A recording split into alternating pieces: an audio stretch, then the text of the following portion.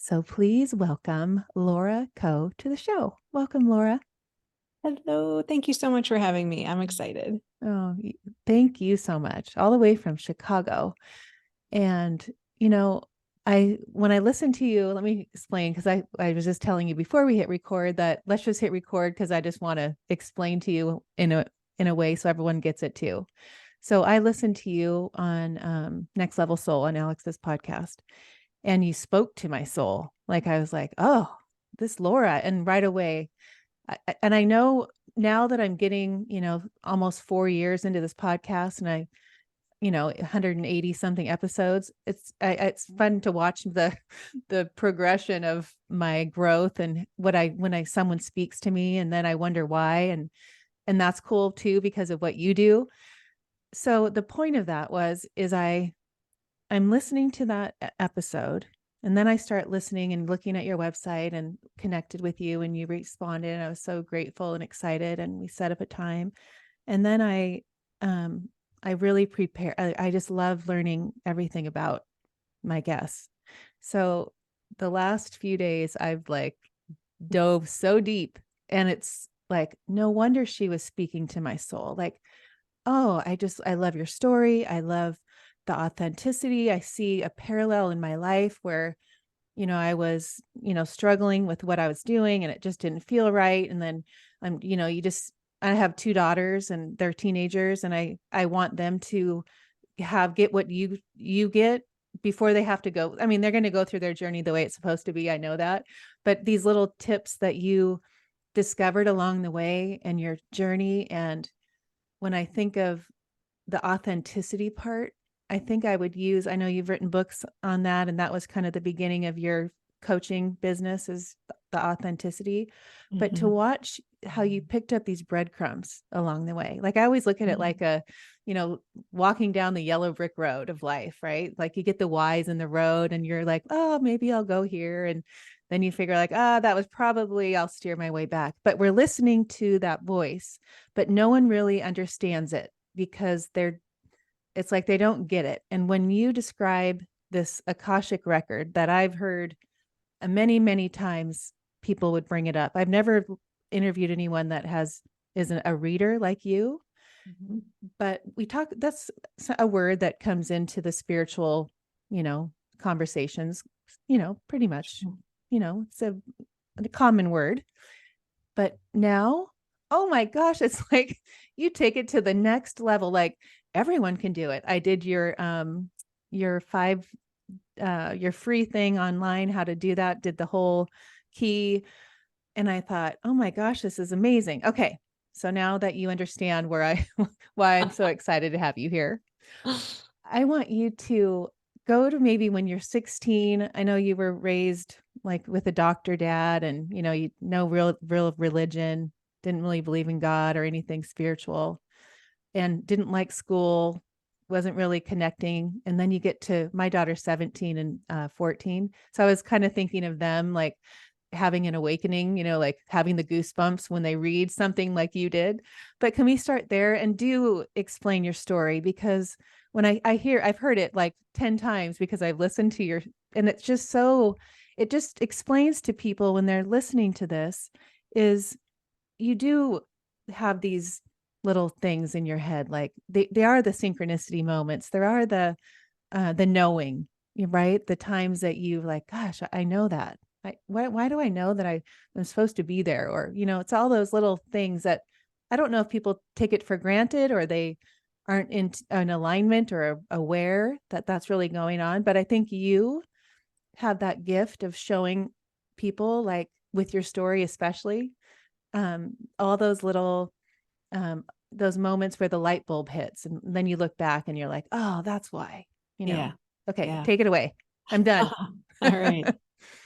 I love it. Thank you so much. That's such a beautiful story. And I just loved hearing that. Yeah, I mean, what you're referring to is I was just that kid that I don't know. I wouldn't say I was unhappy. I had a great time. In high school, I had a lot of friends. I wasn't necessarily doing what I should be doing in so many ways. I was Well, you say partying. you're a partier, and I said, "Oh gosh, it's so funny." I really I was. would I never think was, that. yeah, I was like, grew up in the south side of Chicago in the city, as the 70s. We're like not particularly the latchkey kids. We were not really like supervised. And I had a great time with that. My parents didn't really care what I was doing, which has its own problems, but whatever. I was roaming the streets of Chicago, having a blast, partying like crazy. But like I definitely knew this had to come to a close. Like people were getting into trouble, things were happening. It wasn't that fun anymore. And simultaneously to sort of realizing like, oh, this is not necessarily a great way to live one's life in perpetuity. I was in an English class and I was reading Plato. They were reading Plato because I never did my homework. But I remember sitting with a symposium and there was a turn of phrase and it put goosebumps down my entire body. And this kid who's getting terrible grades at a prep school, I mean, I just felt like shit about myself. I was like, oh my God, I'm not trying. I'm at this elite school. I could do better, but I just didn't care about school at all since I was a baby. I like kicked and screamed into every single moment of grammar school, middle school, high school. And this moment though was like the turning point, right? I didn't know it at the time, but I got full body goosebumps. I read Plato and I was like, oh my God, what is that? Right. And it spoke to something deep within me. And, as a non-practicing Jew in Chicago who grew up kind of with a physician for a father, almost atheist, I had no words for that. But somewhere in my soul, I would say today, something woke up. Something woke up. And I went off to college, immediately started looking at ancient Greek philosophy classes. I took as many as I could, which surprised my parents. They're like, what? Like this kid who never cared about school is taking, every single thing she can on ancient Greek philosophy, the pre-Socratics, the Socratics, Aristotle, anything I could get. And I just loved it. And it just spoke to somewhere deep within me that already today I would say knew this to be true, right? This was Right. definitely a past life. And so I went to college.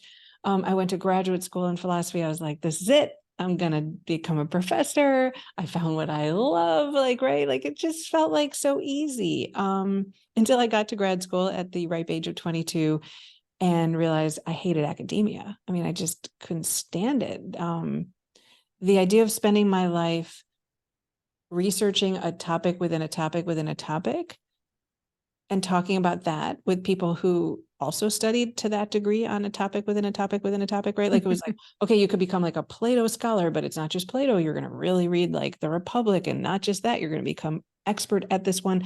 I was like, oh God, this feels terrible. Like this is not what I thought. I kind of had this dreamy view that it was like an apprentice. They were going to take me under their arm and I was going to have this extraordinary experience, just like poetry, like we'd enjoy this passion together.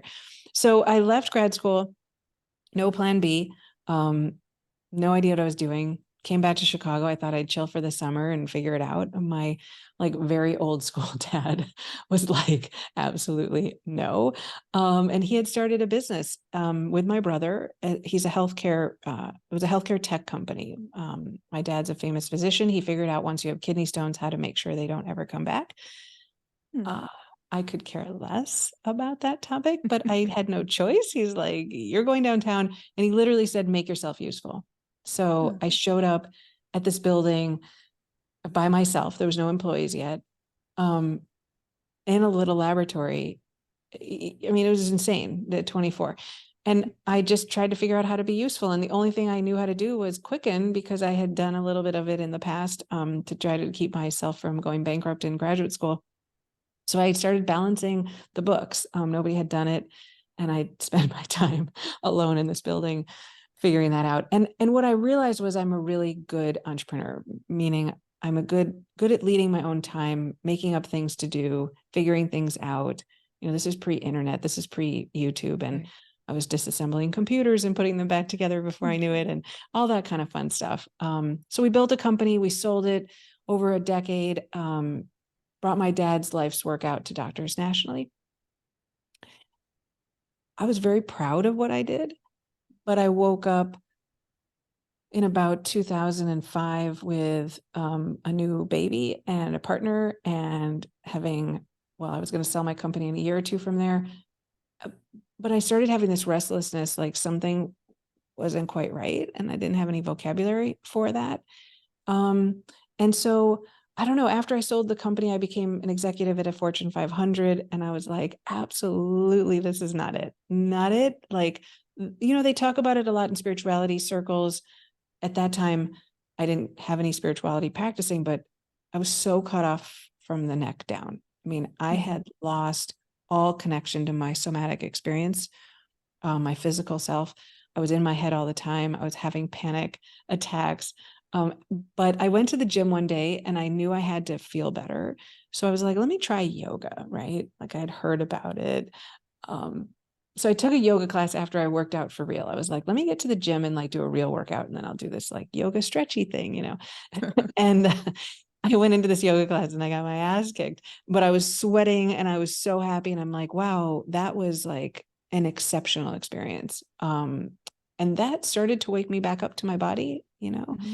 And this sort of knowing somewhere inside of me that I was not on the right path for myself. So yeah, I kept going with that. I became a yoga teacher on the side. And then I left my company with really no plan B again. But I just knew I needed to be home with my son, who was going off to preschool. Hadn't seen him much since he was born, working all the time.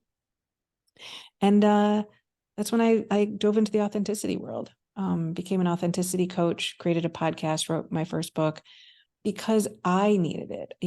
I was really one and the same, which is true today, like with the work. I was practicing the stuff on myself and writing about it and sharing it. And I was like, oh, wow, there's a lot of people who are having the same experience, right? And I would summarize it like, you wake up one day and you look around and you think, I have a great life, actually, right? There's nothing wrong with it objectively, right? Right. Live in a nice house, good situation. It's not terrible. There's nothing wrong, but it's deeply inauthentic. And when I ask myself this question, what do I want? I don't know how to even approach it, right? Mm-hmm. And I think very successful people are brought to their knees on that question, like what makes me happy? What do I want? And it's kind of like the midlife, people call it crisis, but I like to say awakening, right? Yeah. Oh, for Yeah. sure. Yeah. No, and I look at my life that way. And when you think it's supposed to be that way and you, I don't want to say struggle, but I'm struggling with, like, I know there's more. I know this isn't how there's gotta be a place where I can feel like I'm passionate about something. And I just like trying to follow that. And how many people don't do that or even have that moment where they think, I remember like you were on the airplane with your brother and he's like, this is a big world. You don't have to, or something like it woke you up. You're like, you're right. I don't have to do this. Yeah, that was my first moment of spirituality. What you're talking about is I was an executive at a Fortune 500 and I'd started doing yoga and I was meditating a little and I was like, what is all this stuff? And I had read Many Lives, Many Masters long ago. And I was like, I knew there was something else, but I had been raised so differently. And I was really just too busy to explore much more than work and a kid.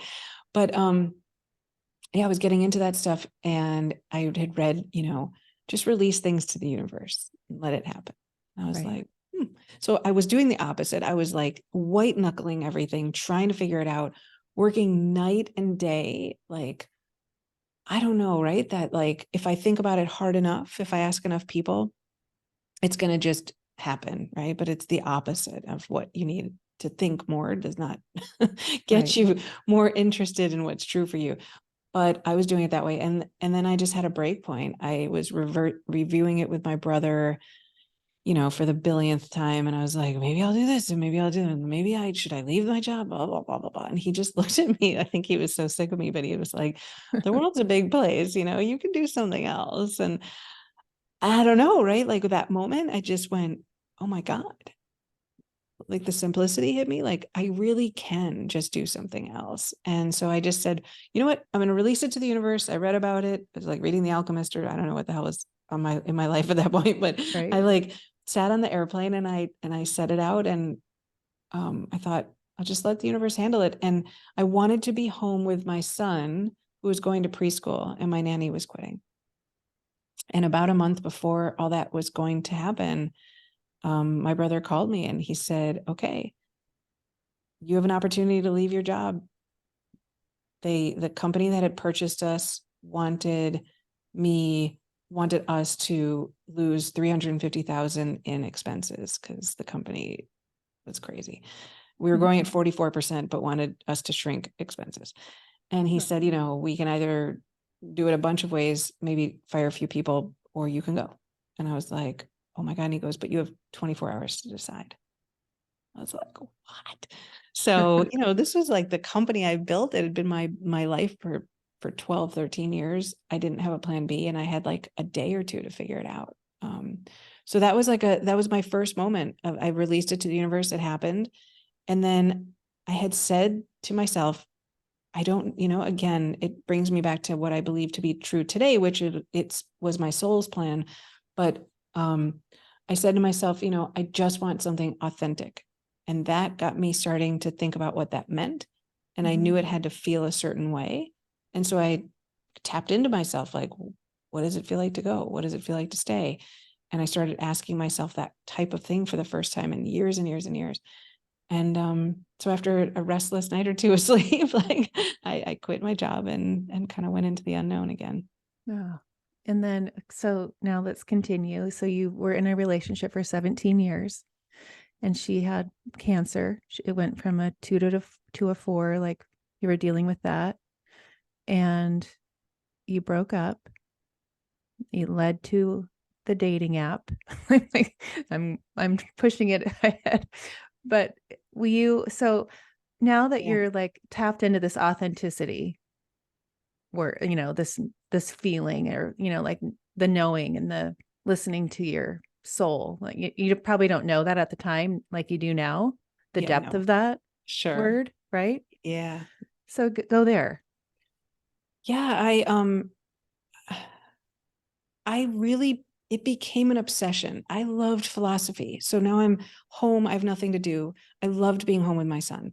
I loved like thinking about these ideas. And I don't know, frustration seems to fuel curiosity for me. It's just a thing.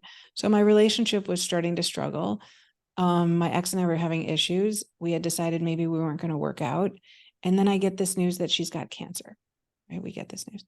And so she had stage 2 cancer. So I'm like, well, I'm definitely not leaving with that. So I stay, and I'm like really then forced to grapple with some deep things, right? Here you are ready to leave a relationship with a partner who's very sick. So I pushed really into myself to surrender, to let go, to like do all these kind of principles to deal with my emotional turmoil around it. Then she was diagnosed with stage 4 cancer. After she was cured from stage 2, 6 months later, it was back way worse, dug deep again, right? So here I am like writing and researching and dealing with all these emotions. It's somebody who had not been really processing a lot for some period of time to do something that was more inauthentic in so many ways. I was really, in the throes of authenticity, but from a really difficult life situation. But I was really proud of myself. I was doing it. I felt aligned, like difficult situation, knew I needed to stay, and got her through that process, of our family, my son. And honestly, I mean, it sounds so shitty right now to say, but at that time, I was like, wow, I've really got this authenticity thing checked off. Like, I was like, like it was difficult, and yet I was surrendered into it, and I wasn't losing sleep, and I was managing, right? This whole spiritual principle around you can't avoid pain in life, right? And suffering comes from trying to push it away. And I was sitting with it, I was dealing with it, and I was like, maybe I figured the whole life thing out a little, like a little secretively. Like I wouldn't have said it to a friend or anything, but deep down I was like, look at me. I'm doing all right. I'm not panicking. I'm not anxious. I'm okay in the midst of truly difficult stuff. And then the relationship, she was healthy. I waited a year for her to really be okay. And we decided that it was over. And I I went out into the world for the first time in 17 years. Dating apps were a thing. And I was like, well, I'm totally curious about that. So I sat down in my living room and I'm swiping away and I set up a couple dates. And the first one I go on, in 17 years turns out to be my twin flame, who then introduces me to the Akashic Records. I didn't know what a twin flame was at the time, and I didn't know what the Akashic Records were at the time. At that point, I was just taking a bit of a pause. I knew, as you've done, I did 250 episodes on my podcast. I'd written, I don't know, 100 blog posts on authenticity. I'd coached people around the world on the topic. I had spoken on it. I'd written a book. I was like, if I speak about the intersection of success and authenticity one more time, I'm going to kill myself. I loved it, but then I felt like I needed to go deeper, right? It didn't feel authentic.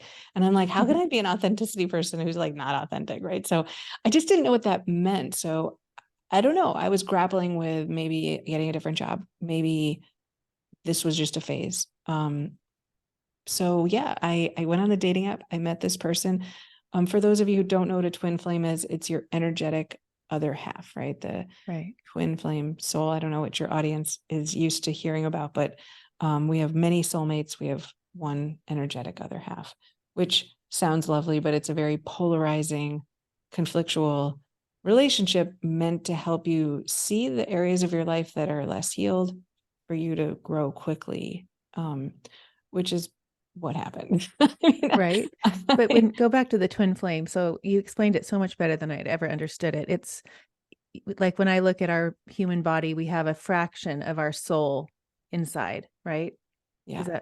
And that's the main soul up here is part of that twin flame. Like you share a soul.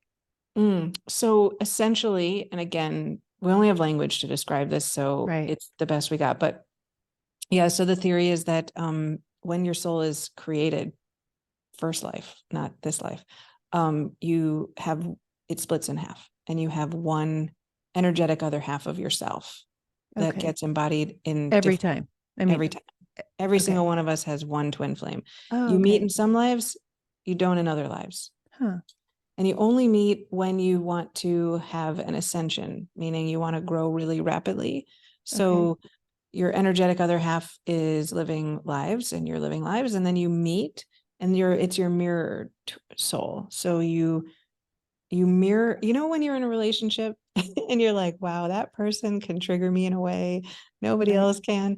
It's like times 50, right? So you mirror the areas that you most need to heal, right? Because when people trigger you, in truth, it's because it's something unhealed, right? There's a difference between being pissed off and triggered, right? It's like fundamentally a totally different experience. And so, the reason that it's so healing is that there's a love that is like unbreakable. It's like nothing else. It's really more akin to maybe how you feel about a child. You cannot stay angry. You cannot separate. There's a soul yearning that happens. There's sort of a telepathy that happens. There's a knowing about the person's in a way that, like, when I was in my 20s, I used to say, before I die, I know I'm going to be with a dancer. Right. And she would say things as well. And we, I think we brought each other into each other's lives from that perspective. But that's what a twin flame is. Soulmates, you have lots of them. You incarnate with them. They're like your they're like your soul buddies, right? So there's just people who you sometimes marry, but it could be friends or family. And you just, it's like study buddies is my favorite way to think about it. You do like earth school well together. So it's like, let's get together, figure some stuff out in this lifetime. We just enjoy each other and it's more compatible usually. Right. So explain when you're at the fire at that hotel and you like looked at each other. I was there, so I'm already picturing myself watching you. But where you get that moment where you just look at each other in your eyes and you're like, I know you. Yeah. So here I am. It's 17 years relationship. I'm dating again for the first time. I was just looking to have a good time. Third date, we go out and we're at a hotel, the Ritz-Carlton, having a drink. She's sitting up and we're on a couch and I'm weirdly like almost leaning into her shoulder. Like, who does that? Like, my legs are up on the couch, and I'm playing with her shirt collar. Right? That's so strange for people who don't know each other.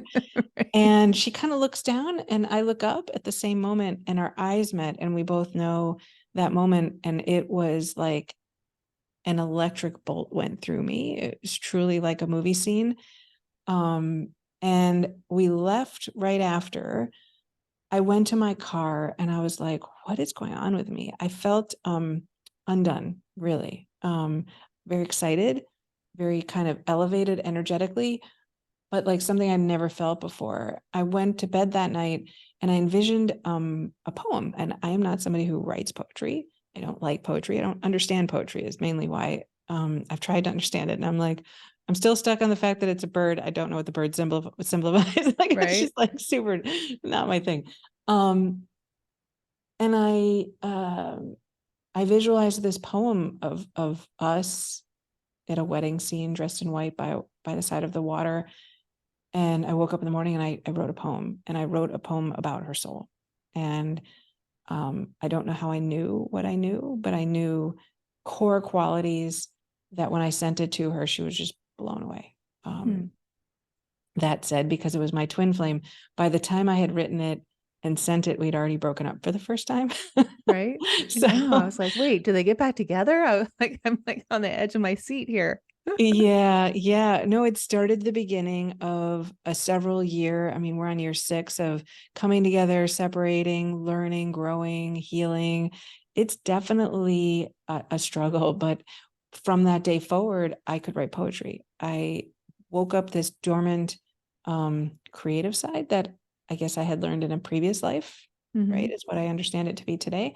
At that point, I was like, what the hell is going on? I mean, it was just wild. So yeah, we started dating immediately. And then one spring day, she was like 6 months in, she's like, you want to try something? I always heard about this Akashic record, and she had learned about it 20 years ago, but she had waited to do it.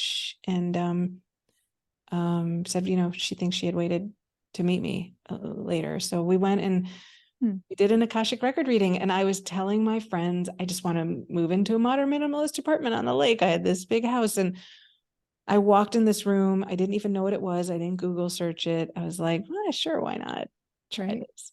And this woman sat across from me, and she was like, what's your name? And I told her my name. She read some sentences. That's how you open up the Akashic records. And she said, I see a modern minimalist apartment on the lake. And I was like, what? Wait. And then she just starts truth bombing me, like talking about authenticity. I mean, it was like, it's like sliced to the core of my personality in a way that my best friends, the way I describe it is, if your best friends got together with like a team of therapists and a guru and said, what does Laura need to know in this moment? It was like somebody just kept mic dropping that in my direction until I was catatonic. I mean, I just would stare at her like, huh? Just taking frantic notes. Yeah. But so and then she tells you you've had like 135 lives with your twin flame. So yeah, there's the modern minimalist apartment. She tells me about my son in a way that I was like, what the hell? And then she said, oh my God, the love you have for this person. It's so deep, it's so profound. It's like a tree with the roots, which we heard a million times after that. And I think you've had 135 lives together. She said, wow, you two fight, but you can't get down the hall without making up. Like, immediately you forgive each other. And it's because you've had so many lives that it's deeper than family. And it just went on and on. So here we are. She did a cranial sacral massage. I did this, then we switched. Right. She goes in, she sees my face. She still laughs about it today, because I was just like, I'm trying to play it a little cool. I mean, it's only been 6 months. We're not even committed. And I'm like, this is my what? Like, do you know what I mean? Like, you don't say that on Right. in the dating process. So she goes in, and I'm thinking, God, I hope she got the same information. And she looks at me and she's like, you want to get a drink? And I'm like, uh-huh. And then it was kind of this weird, like, well, you go first. What'd she say to you? Like, Right. that's a strange a conversation to have. So we fessed up to each other kind of little bit by little bit, that we had received similar messages. our, yeah, our connection. Right. And then Yeah. you go to Soho, and then we're going to get into the Akashic records, but I feel like why this is to me so fascinating is people, I mean, like I said in the beginning, like the Akashic records. Oh yeah, I got into my Akashic records. I've never heard it like the way, like you say, everyone can do this. And you Yeah. and it's all there, and it's all, in this on this podcast, everyone that's listening, we talk always about time, and it's all happening right now, and the Mm. future, the present, the now. It's all right now. We all, it's all, I'm in that language with you. But when you explain this so simple, I always think, I never was drawn to it. It never like spoke to me really until I heard you say it and your experiences of, you know, it's a, like you say, what is, I wrote something like you can find your soul's purpose. People, like the reason why people go to those, to learn that, to go get a Yeah. reading. Well, I'll give you like my quick explanation. So since you asked, I'll just quickly share with the audience the way I got into it. Um we went to Soho, just so we don't leave them hanging, but Right. we went to Soho, and I just kept doing them. I was obsessed. I mean, that first reading, I was like, what the hell was that? As somebody who's Right. studying authenticity, I'm like, oh, I need more of that. And so I was such a pain in the ass. I would call multiple people, ask the same question, like, my name's Laura Coe, and do it again and again. I'm like, oh my God, it's the same answer. Like, I couldn't Really? believe it. Huh. Yeah, different metaphor, different language, but I just had to prove to myself that it was consistent. And Right. my mind was sort of in a bit of I grew up almost atheist, right? So I was in a bit of a conflict with what this was. Right. So we went to Soho, we were out on the streets, we bought a Tibetan bowl for some sound therapy, and we're drinking champagne and hanging out. The next day we have a reading. We were doing it over the phone. And this woman starts with, oh, I see a Tibetan bowl and sound therapy. And I was like, are you bugging my hotel room? Like, how do you do that? Right. And so after a whole bunch of these, we were using it to heal the relationship, and just having such a great time with it. One of the readings said, Laura, you could do this. And I was like, no way. I mean, no way. I'm not a mystic. I'm not that person, period. Right. But because everything had been so accurate, I was like, oh, you know what? I have nothing to do right now, because I was between things with work. I was like still confused where I was going. And I was like, fine, why not? So I'll give it a try. And I took a workshop and I sucked. I was terrible. So I was kind of like, I don't know, maybe I'm not good at this. I had a dear friend 25 years ago who was like crushing it on a passion project. And I hadn't talked to him in forever, literally 25 years. And I saw him on Facebook, and I was like, I need to talk to Cal. Cal's going to Mm. set me straight, get me back on path. I don't know what I'm doing with these Akashic records. This is not for me. And we talked, we shared, we connected, like our kids, our lives, our relationships. And then at the very end, I said, I don't know. And I found this like Akashic record. And he goes, wait, you can go in the Akashic records? And I'm like, well, wouldn't say I go in. I mean, it's pretty bad. And he goes, oh, if I could do that, I would do it every day. Huh. And we got off the phone, and I thought, oh my God, I just went back in time thinking I was going to get told to, yes, do a passion business project again. And instead he just drove me right towards this, Right. right? So Huh. that breadcrumb idea. And I was like, okay, I'm listening. So I went in and I started practicing every day, every single day. And I mean, it was a struggle. I mean, I was fighting with my ego, battling myself. And I learned how. And then I taught a friend, and I was like, I couldn't believe I taught her, right? I was like, that was pretty easy. And I taught another friend, and then I taught another friend. And I started to realize maybe anybody can learn this, because I certainly felt if I could learn it, anybody could, because I did not Mhm. identify this way. So I was reading every single person that would let me go in their records. I was like spending 4, 5, 5, 6 hours a day doing this.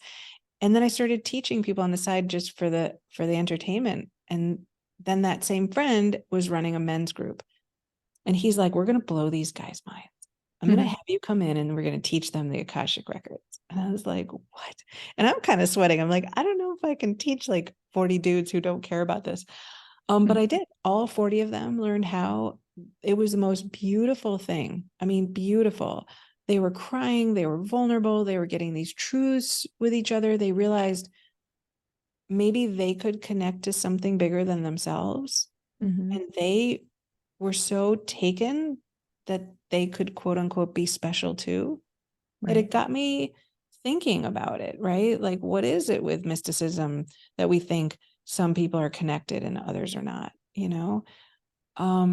So the Akashic Records, the way I describe it, it's the energetic space that holds your soul's history. Everything you've ever done in all of your lifetimes is stored there. And an Akashic Record reading essentially is like a little Google search for your soul.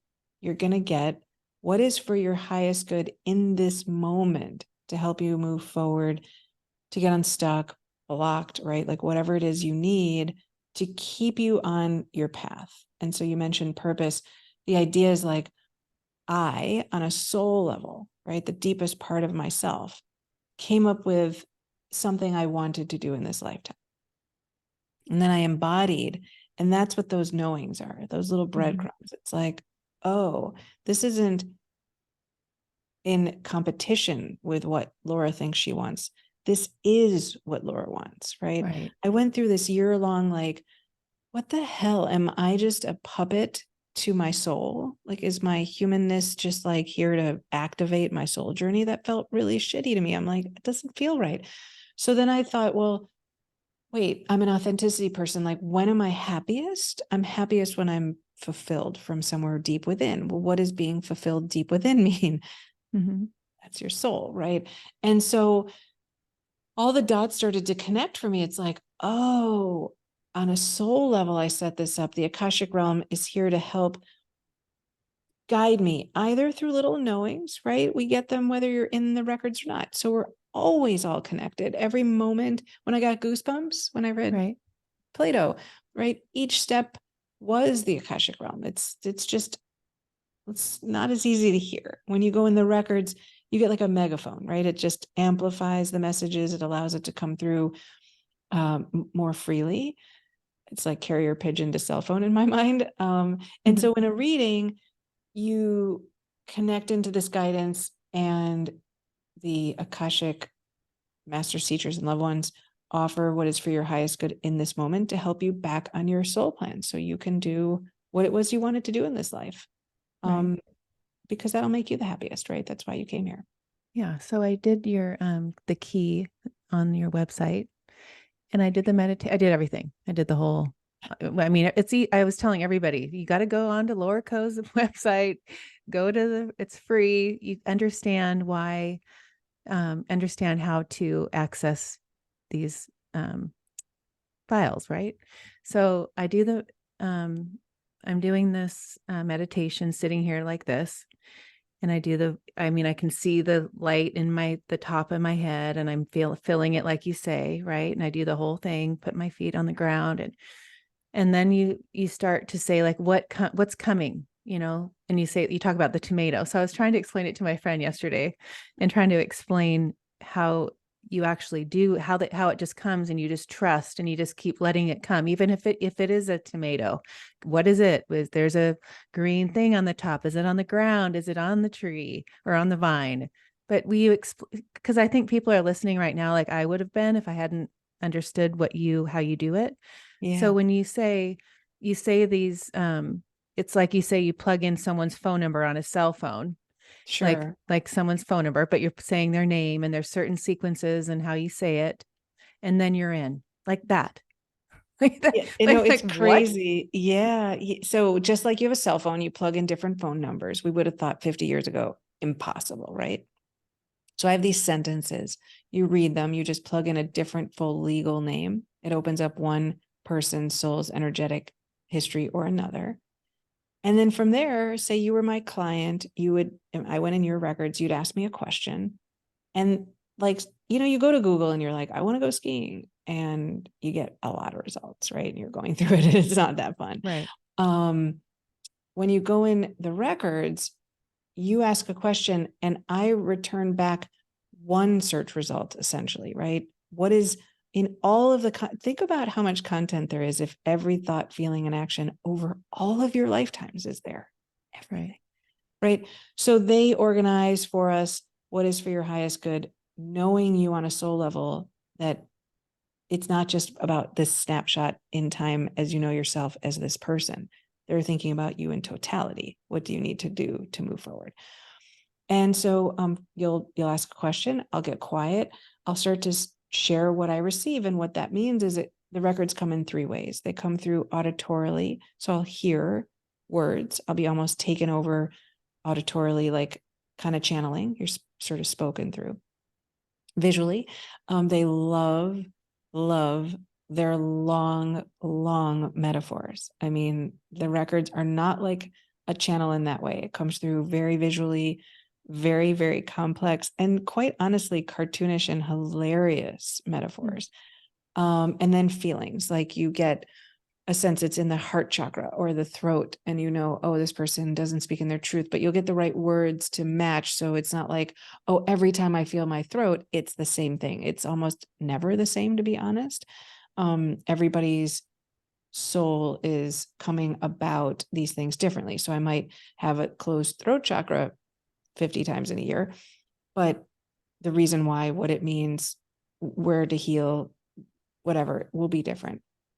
So you'll start to speak and you'll, it's so odd. I mean, this lady I love to talk about because it was such a funny reading. She was asking about something pretty heavy, and I saw a little kitten with goggles on, right? And it's like, what? So I tell my clients, I'm like, okay, well, here we go. I see this kitten and it's got goggles, and in front of it is a yarn ball. And then there's this wall of sort of grayish cats. And behind the kitten with goggles is a field of smog, like a foggy field. And that's where they started. And, you know, you start to unpack, though, each thing, and the kitten means something, and the goggles are there for a reason, and this foggy field is there for a reason, and this wall of cats was something, and so you start translating. Everybody can get in the records pretty quickly, no question. You're not going to be good at it, though, for a period of time. So it's so easy to think about if you think about piano or tennis or golf or knitting or whatever it is you enjoy doing, puzzles, whatever it is. It takes time to get good at anything, right? People come to these classes. I run them all the time. I do a level 1 class with hundreds of people, and we go in the records together. I get everybody in the records. We open up the key. You're in the records, but then they're frustrated. They're like, well, I didn't get, an answer to my purpose in life. And I'm like, well, that's a really hard question, actually, right? Like, just be happy you're connecting to something bigger than yourself for a little while. Like, that's really cool. Just enjoy that you're a mystic, that you're not disconnected, that you're not special, right? Like, that stuff is pretty meaningful already, but it does take a couple months to figure out how to translate it. But how do you know when you're connected? Like when I did it yesterday, I go, okay, I'm in. Like, how do I know? Yeah, that's the biggest question, right? So what I say to people is, how do you know you're sleeping? Right? Right. You've done it thousands of times. And so let's say you were talking to somebody who's never fallen asleep, and they're like, yeah, but what's the moment that you're sleeping versus in and out of sleep versus half asleep versus light sleep versus deep sleep? Like, oh my God, I was knocked out last night. Oh my God, I barely slept. I totally had huge dreams. We have so much vocabulary. Right. But I don't know how to describe a thing. You put your body in a bed and slowly something happens. I don't know, right? Like, Right. I have no words for that. So the Akashic realm, similarly, when do I know that my ego is fading away and the Akashic realm is taking more and more and more and more and more of me until I'm essentially in a lucid dreaming state, meaning I'm conscious of what I'm saying, but I know that none of it is me.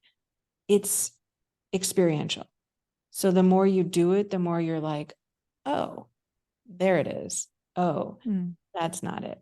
And you can tell. I can watch somebody in the records and I'm like, there's their ego. there's the records. It Hmm. feels different. It's got a different quality. The languaging has a style to it. The metaphors are, I mean, I teach people and they're like, I don't know if that was my imagination. And I'm like, really? So do you normally talk about kimono dragons and ancient paper and emojis in the same sentence? Like, does that usually happen for you? And they're just like, oh yeah, that's true, right? It's like got this strange oddity to it, like the kitten example I Right. mentioned. And there's no judgment ever, ever. Like it's unbelievable. There's no right or wrong. You wanted this. So you may be going off track to some degree, but they won't say that that's bad. They'll just say, well, life is feeling a little darker or heavier because, you wanted this, but you're doing that. And here's the guidance. But you can continue, it's not a problem. So it's sort of astounding how little judgment there can be. So that's also a big telltale. So there's all these things. It takes some time, but it's like saying, how do you know when you're asleep? You just know.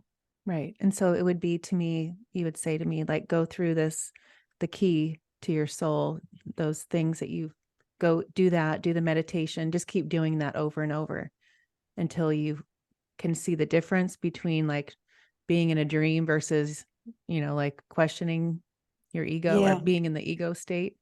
So I teach a level 1 and a level 2, and then I have a whole certification. So it's a lot of stuff, but what I did for myself, you don't have to work with somebody. Just keep going in the records and do it with people you don't know. Because if you get anything correct, you'll go, oh, damn, I know I didn't know with a stranger. That's Right. 100%, right? So people like to go to their family members and they already have pretty strong opinions, or you're asking really hard questions, right? Like soul's purpose or something. Like, don't start there. Do something more basic, right? Like, I have a great relationship with my son. I already feel pretty connected to him. Ask a stranger or a friend about something that you don't know much about, but they feel really confident about. And you could just Okay. go in and ask about that. And then you'll build it up and it's like, oh, okay, I felt that. And then they validate it. They go, oh, so you can start in your own records. It's just harder because you're validating yourself. And then you wonder, was that really the records or me? Right. So Okay. yeah, that's my biggest tip is do it a lot. And then the last thing is make a promise to yourself and the person you're reading for at least a month or two. I promise not to take this advice seriously. Right? Because there's all this pressure to get something good out. And you don't walk up to a piano and say, oh my God, I have to do Beethoven in 2 weeks or I'm going to Right. quit. Right? It's like, it's absurd. You just want to get like a couple chords going. So if you could just get one truth or two truths, like anything that even is resonant to the person, like A plus.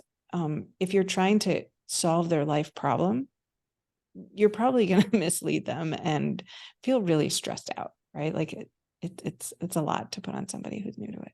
How often do you go into yours and like for questions? Like, is that your toolkit? Like, what? Yeah, it depends on the year. When I was first starting, again, this is what I do for my life, and it just spoke on every level to me. But I was like borderline obsessed. I would journal every day for an hour. I channeled all these books. I have 3 of them out right now, but I did 10 of them in 6 months. I wrote 300 pages of Wow. gorgeous Akashic wisdom. I was reading everybody I could. So I was kind of maybe 3, 4, 5, 6 hours in a day, a lot. Once I started doing it more professionally, like 1 to 2 readings a day was plenty. It's very taxing Hmm. to focus that much. For my own practice, I used to do like an everyday journaling thing, and then I was doing so much work teaching it and doing it for others that I kind of got a little burnt out. So I've been slowing that down and coming back into my own practice. And I think that's something I thought about a lot, my relationship to it. I got a little unhealthy with it, if I'm going to be honest. Like I started thinking, well, why would I make any decisions when this advice is so much Right. better? Right. That's Like, what I mean. Like I'd sit there and all day, okay, am I going to go to the store, to that store or that store? Tell me, or you know what I mean? Like, right. Absolutely. I got there. And so each phase of this has helped me develop such a spiritual vocabulary, because I started thinking about free will, right? Right. And choice, and like predestined, and do I need to be that in control and have that much knowing? Right. If you believe, which I do believe, that there's a plan for each of us, and it's a long winding road to get there, I think the records shortcut the pain points if you're willing to listen. But the advice is like, it takes time. I mean, people will say to me all the time, like, what do I do about my relationship? What do I do about purpose? Right? Like, we have all the same bigger Right. questions, but the answer is like your relationship to joy. Right. And that takes time, right? So you don't need to go, they don't really care if we go to one building or another, or if we get our hair cut or not. Like the Akashic realm could give, they don't care where you move. People are like, should I move to Arizona? They're like, it's why are you moving? And if it has something to do with a deeper soul's journey piece, then they're very invested. Otherwise, live wherever you want to. So there's a lot of stuff that's not that important. So these bigger teachings that your soul came here for, and the process you're moving through, that is the stuff you'll get the most guidance on. But then as a human, we're here to be embodied, to experience it. And through the experience, Laura and her soul are understanding this together, right? And that was a big moment for me. Like, your soul is here to learn. So there's some topic that your soul came in here not knowing. And so you're going to internal guidance for yourself to understand some part of your life. But that's the lesson. That's the soul lesson. So even your deepest, authentic understanding of yourself can be misguided on a soul level if you're still learning. So that's ultimately what the Akashic realm is here to support us in my opinion, is to elevate the conversation we're having with our own soul and our own teaching and our own learning in this lifetime. So I realize I don't really need it on a day-to-day. I really need to just take the advice and go activate on it for a period of time. Mm-hmm. And then once you do, you can come back and ask again, and you get new advice, right? They give you, at the time when they told me to take a workshop, had they said, hey, Laura, you really just plan to go crazy with the Akashic realm for the next few years, I would have had a nervous breakdown. I'd be like, no way, that's Right. not for me. I'm not a mystic. So you get what you need in those breadcrumb ways. But it can take months to learn the lesson that you're hearing about.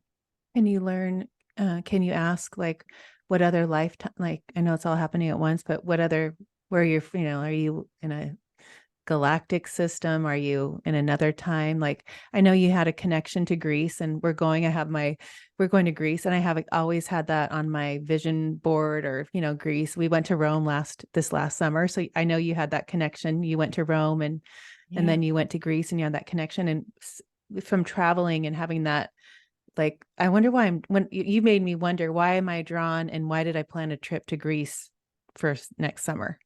And what is that pull? Like, why, what is your soul doing? But I feel like, when answer the question, because I've gone way over my the topic of what I asked you at the beginning was, can they tell you where, Yeah. like, can they tell you, yes, you've been in Greece? That's my point. Yes, you have you're living in Rome. You're this, and you're in Yeah. the Colosseum fighting. I don't know. Yeah. No, I mean, it's this is like the number one thing with the records. Like, why am I getting the information I'm getting? So people come to me and say, can you just tell me about some of my past lives? And it's like, nope. Can you just tell me my purpose? Maybe, right? You will get what you need. That's what's so frustrating, right? It's Okay. so frustrating. So if it's not just soul tourism, you're not just allowed to go and like read endless books about your soul's history. If we were supposed to know all that, I think we would know it all, right? And if we Right. could handle all that information, we would come with it. I don't think we can. It's really my truth. I think as a human, the the complexity of some of this stuff is so outside of what the limits of our mind can Right. right deal with. So you get exactly what is truly for your highest good. And sometimes that really questions my understanding of truth, right? So you don't get to hear about another area you're from, or a galaxy, or maybe you'll hear about why Rome and Greece matter, or maybe you won't. It depends on whether it's beneficial to you in that moment to hear that information. Got it. Right. So that can be really, really annoying. I was told, like this twin flame journey, we keep hearing we're supposed to do something special. And we're like, what? Just tell Oh, us. And they don't want to tell us. And we're like, God, Jesus Christ, but that is the lesson, to surrender, to let go, to drop into the unknown. Right. So it's often baked into the lesson is some not knowing. right. Sometimes not. I had Coot on my podcast like you did. Yeah. Coot It's and the Magic great. of Surrender. And that was one of the I read his book and I was listening to you explain surrender. And I love in my life when I know that I've surrendered and I just trust and I know that it's, I'm going to pick those breadcrumbs up. And I know, it's like being a mom, teaching that to your kids, like in life, you trust and teaching that knowing and that awareness of your soul and the awareness that you do know, but Yeah. to have that surrender. And that's when I know the magic. That's why I love that my Uncover Your Magic, but I love magic. I love knowing, because when I am surrendering, that's when and just trust and just go. That's right. It's just that you just know you're being pulled and you don't have to have those crutches, to where people are like, oh, I better, get to my records and see where I'm supposed to go next. That's right. That's right. It's like literally antithetical.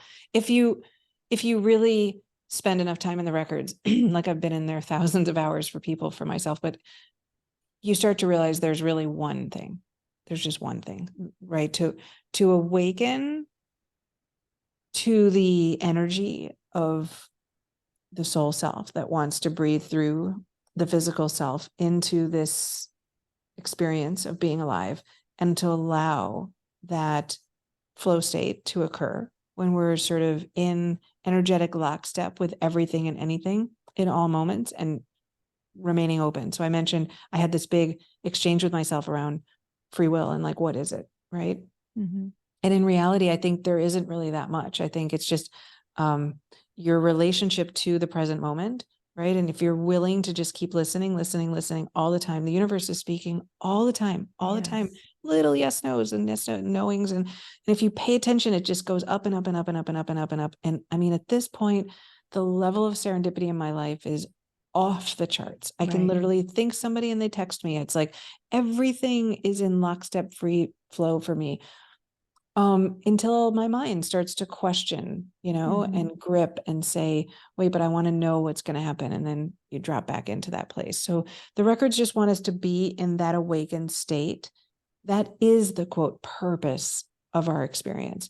Now, when we're in that Yes. state, it could lead to something 3D, your lovely podcast, but it's not the point. The point is to be fully alive and awake into this full light experience where your energy is flowing up, using the mind to navigate your next steps, but the mind's not controlling the next steps, Right. right? So you're in right relationship to it.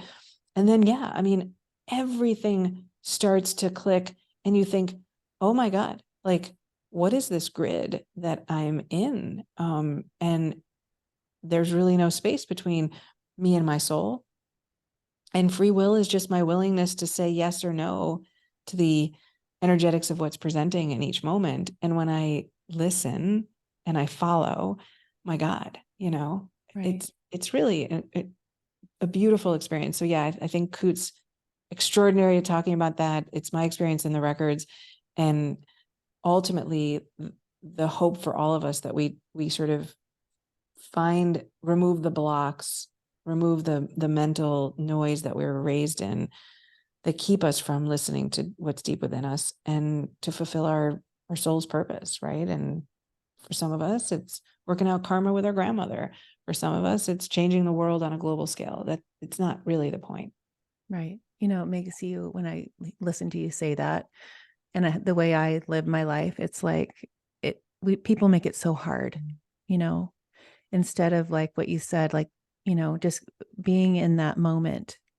I mean, I love that present moment. That's like, probably I say that word so many times on the show, but when we talk about, when you explain, you know, what we're here for and our soul's like purpose is that, is just going and trusting and getting in tune with that. And I instead of overthinking and over processing all, you know, and like getting so 3D, you know, or whatever, you know, so dense in it.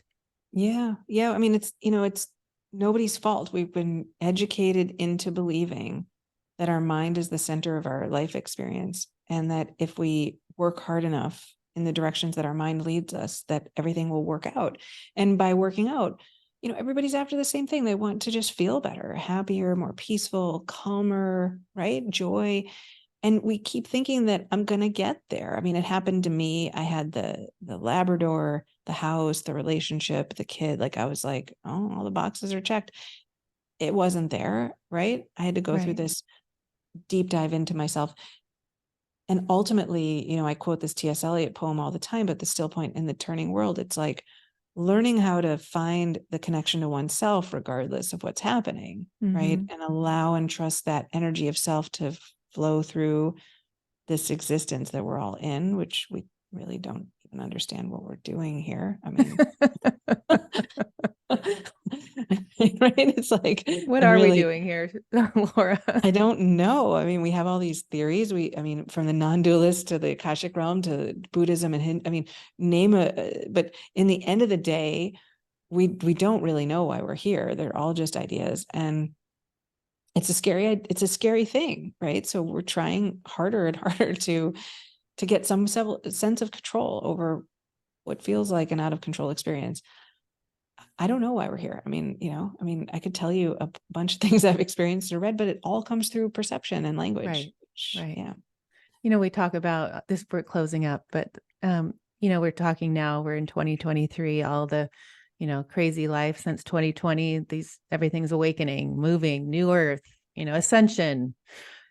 My thing lately, like, because I live in a place where I don't watch the news. I do live in my present moment, and I'm always focused on my vibration and my energy and my thoughts and everything. And I'm that way as a mom, and I'm really intentional about that. I'm sure you are too with your cute little boy. How old is he? His name's Nate, right? Yeah, he's 17. 17. Okay, so Paige is 17 and Presley's Nice. 14. So anyway, but when I hear like all those words, and you know, you could go down those rabbit holes all day long, and you know, just having a podcast and what I'm interested in, I do go down those rabbit holes. But Yeah. what when you see our life, I'm 54, you're a little younger than me, 52. right? Yeah. 52. You know, in our lifetime that we have half, you know, whatever left, do you see like the veil thinning? Like I was thinking that the other day, like, are we ever going to come back as a human with a thinner veil, or are we always going to have that dense because we came here to learn? Like, how do you see that? Because we can't expand if we know all the answers and why we're here. So it has to be, the veil has to be there. Yeah. Yeah. I mean, I will say, like, you know, asterisk, asterisk, always with everything I say, I don't know. Right. Like, I really, Right. I just like go down Plato's view. The only thing I know is I know nothing. That's the only truth we have, is who knows. But given that, I still like trying to figure it out because it's interesting while we are Right. here. And, what I believe to be true from my life experiences through the Akashic realm is that the soul, think of the soul as the driver, and your body's the car, right? And so Mm-hmm. you can only really operate so much in a car that's got less features, right? So if the car is kind of fallen apart, or it's an old model, or right, it doesn't go so fast, or whatever, it's a convertible, but you're in the middle of a snowstorm, you got the wrong vehicle.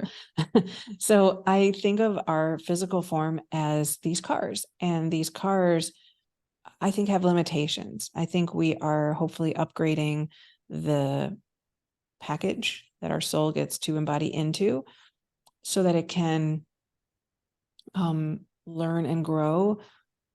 I don't know how, I'm sure most of your audience has checked out the 4 agreements, right? And I think Are you about that kidding? all the That's time. part of my class. I teach teenagers and they have to read the 4 agreements. That's my Yeah, book. That's so there funny we you say go. that. Well, the beginning, right? This idea that we're born into a perspective that is antithetical to the soul's ability to do what it wants to here. And so what I really believe to be true is that I don't know that being human needs to be this difficult. If the world were to reverse engineer the belief systems to, you're a little kid and you're born into this world, and people start saying right away, like, oh, cool, like, wonder what that soul's journey is. Let's find out. I do parent readings all the time and I find out about their kids and I'm like, oh my God, it's so cool. Your 3-year-old came with this. And they're like, you just explained my 3, 4, 5, 6, 7-year-old like perfectly, right? If we could start to see, oh, there's a soul embodied, what's it here to do? And I don't know my son at all. That's a soul over, I don't know how many lifetimes. It could Right. be his first, it could be his 300th. He could be an old wise soul who's an ascended master who's here. If we saw life from that perspective, like, how do we organize towards the belief that, there's so much more going on at this mystical level, and that the body's here to support it, right? So what can we do to organize that person's 3D life to what the soul is looking to do? And they're working beautifully in tandem. One time the records gave me this incredible visual. Like I told you, they're cartoonish. So it was this cartoonish kind of bike. I think I'm going to tattoo it on myself, but it was a little brain, and the brain had sweat pouring off it. And he was holding the handlebars and like looking down to make sure there was no potholes. And this tandem bike for 2 had a little heart on the back, and the heart was super cute with like feet, like, little stick legs and feet. And his hands were up in the air. And it's like, when you're working properly, the brain's like working hard, navigating the heart's desire, right? On this tandem bike for 2. And so I really, that's what I believe to be true. I think we're energetics, soul, the oneness, whatever you want to call it, having a physical experience, but we're coming into this world with this unfortunate worldview that makes the process of being here extremely dense and heavy and judgmental and right and wrong and fear-based and an emotional challenge just to get through our own childhoods because of it, right? Right. Let alone to get to the soul growth part. Right. So sadly, a lot of readings are like, let's clear up the childhood so you can get back to, sometimes the childhood is for your soul growth, but sometimes it's really like, oh, just this whole living thing's in the way. So that's what I'm hoping. We're having this awakening to a new perspective on how to allow kids to be in their authentic voice young, and experience the joy of life more in a soul's journey here. But How have you parented, Nate? What has been your intention? it's so interesting because I had him way before I was thinking about Akashic Records that, came in around the time he was 12, 10 to 12. So though, again, this must have been in my soul's plan, because I had one intention. I was like, I only want him to feel connected to himself. And so he trusts what's within him. And I think of myself as learning about him as he's discovering himself. I get like a front row ticket to Oh, I this love that. spiritual process, and I'm here to support it, right? So Right. he's too young to know how to call up and set up an appointment to play guitar. So he wants guitar, so I set up the appointment. That's my job. And like, to never know him, to always be open to his evolving understanding of himself, and to be in awe of that. And so that's kind of like, the rest I think is so simple, because the minute you start to say your kid and what's right for them, and that you start a guitar and you have to stick with it for the rest of your life because I Right. paid for it or whatever, Right. and so I saw him as a spiritual teacher also, because when he was born, I was like, oh, you're not corrupted and screwed up yet. You can help me remember what it was like Yeah. to be free, Huh. You know, I mean, my Paige is Nate's a senior, right? Yeah. Yeah. So we're at this year that um, I used to always go, oh, the day that Paige is a senior. And I know that's, our days are numbered in the house and you know, it's been a transition for me, especially Yeah. like driving them to school and not having that this year. It's been, I've had to go through some mind work. Yeah. But how do you, and this is it. I'm done. I'm so sorry I've gone over. It's I okay. so when I look at Paige and I just know I trust and I just know what when she leaves this house and what college she goes to and where she decides to major in and she's on the rowing team and she's like that spoke to her soul.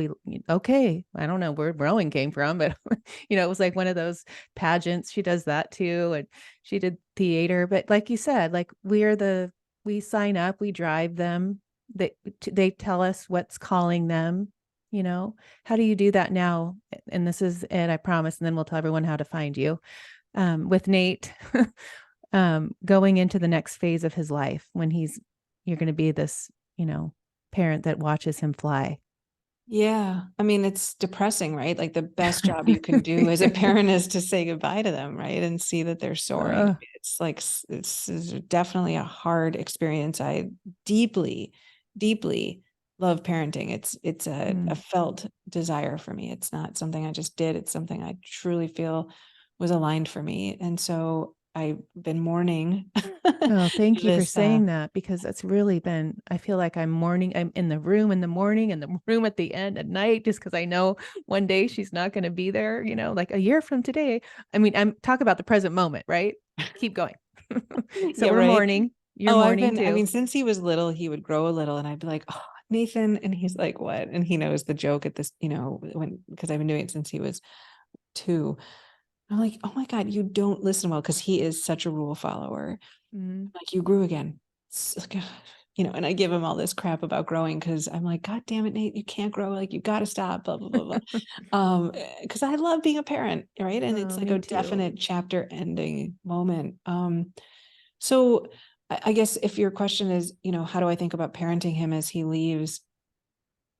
I really believe in my heart, this is going to be the hardest thing I've had to do, but my desire to watch him evolve into the full embodiment of what it was that he came here for is bigger than my desire to control or hold on to this process for myself. Right. It's close some days. Some days I'm like, no. Right. But ultimately, I look at him and I think, I've given him the resilience to get over things. My ex went through cancer, these various things in his life, and people wonder about him because he's so together. And I'm like, well, I let him have his voice. I let him have his own opinions. I let him live his own life. But the human stuff, discipline, right? Being a kind person, like I'm pretty strict with him about, Yeah. right? To speak nicely.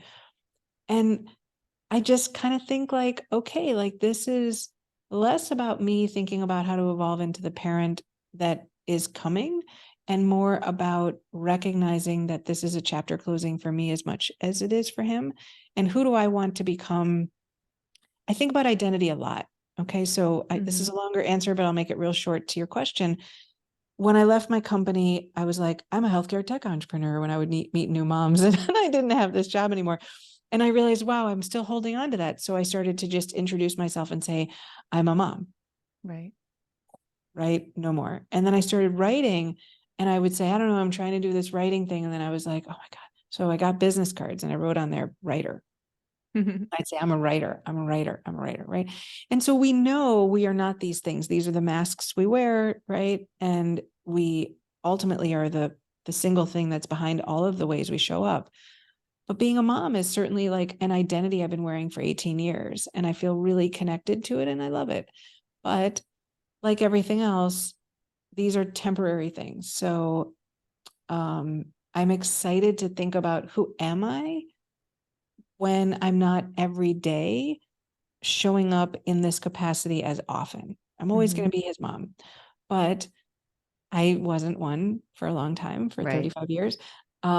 This was 18 years. And so I guess I'm curious more, is what's helping me get through it. Who will I become as I allow him to go into the world?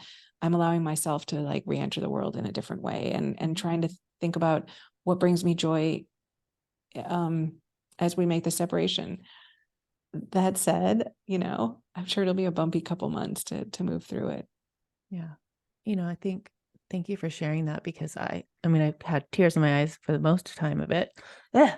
Because I am in the thick of that. But it is so true. And I think I'll probably listen to you that part of our interview in a few months just to remember that because it's so true. It's like I do have Presley, who's, I have 3 more years that she's like, Mom, you're going to have to drive me to school next year. And I said, I can't wait. What are you talking about? We're going to have to drive all, and I said, oh, I can't wait. But it's an interesting experience having 3 years difference and going through this with Paige right now and knowing I have at least three. I've, like you, been so intentional with my parenting. I mean, that's why I started a raising confidence class for teenagers and parents. It came from the podcast. People kept listening to me and like, can you help my kid? And it was 2020. And I'm like, sure, I'll just teach them what I've taught the girls. And then it turned into a class. And that's what I do now. But I realize, and I'm sure my Akashic Records would say something about that because it is my passion. And I Yeah. keep taking those breadcrumbs. But Yeah. anyway, I could keep going, Laura. I just thank you for being here. And I just really enjoyed it. You took um my knowing and my interest and even a deeper into a deeper uh dig into my soul, like a deeper like Mm, microscope. I mean I went deeper when I mm, learned and it's not that I'm going to not be with you because I'm going to sign up for your class, but being with you the last few days up until now, I wake up in the morning and get so excited to like, oh, what am I going to learn about Laura today? But tomorrow, like after this, I have an interview, like after, not today, but tomorrow. So I'm going to have to go all in, but to really tell you, I'll miss you. Like oh, I will. I really felt in that place. Like she's really like, there's something in her that I can't, you'll be the one that when I wake up on the Tuesday, because my podcasts go out, that I'll jump out of bed because I'm like, oh, today everybody gets to learn about Laura. oh my goodness. That is so sweet. I've done so many of these, and I have to say that is definitely the most loving experience I've had. Thank you for saying that. It's how I feel. I can't, it exudes. I can't tell you how I've been feeling about that. But Oh, anyway, you're well, it's definitely a teacher in my life and connect. I mean, there's no question in my life why I connected with you 100%. thank you. Well, you do such a beautiful job of holding space for your guests, and I just really deeply appreciate being here with you. Thank you. And let's get your stuff out. People can find you, buy your books. Thank you. Thank you. Yeah. LauraCo.com and littlesoul.school. If you want to check out the level 1 class, there's the free key plan that you've mentioned. If you want to do it live in community, we meet, we go on the records together. And we have a certification. And then there's the Still Point program where we get together in community twice a month. I'm really excited about this program. It's new, but I go in the records and I ask the guides everything from why do we need to be right in an argument to what is enlightenment to why can't we be happier, right? And then I somebody else leads a meditation, an Akashic meditation, so you can really get you'll open up your own records, go in and meditate in community in the records, and then get to practice with the community around you. So if you're excited to meet friends and figure out how to do this, that's a way to meet a ton of people. Oh, fun. Oh, I'm signing up. I already told you. Can't wait. Thank you. Oh, thank you so much.